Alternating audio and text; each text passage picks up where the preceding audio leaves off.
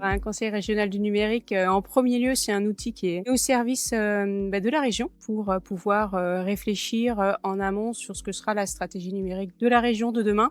Et puis pour les membres, du CRNUM, c'est surtout un lieu, d'échange, de partage, de confrontation aussi. On vient de milieux, très différents, aussi bien du public que du privé, du monde économique, associatif. Donc c'est très riche.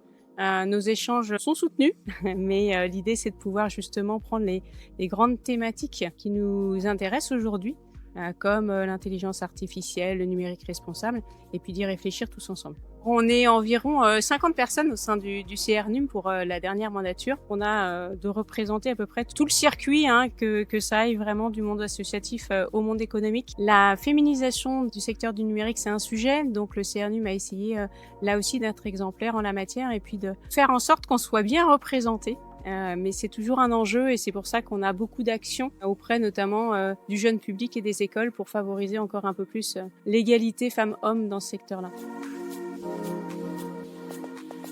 Déjà, il faut qu'il ait envie de contribuer à quelque chose qui est plus grand que lui. C'est un engagement qui est personnel. C'est pas l'engagement d'une association, ou d'une institution ou d'une entreprise, c'est vraiment personnel.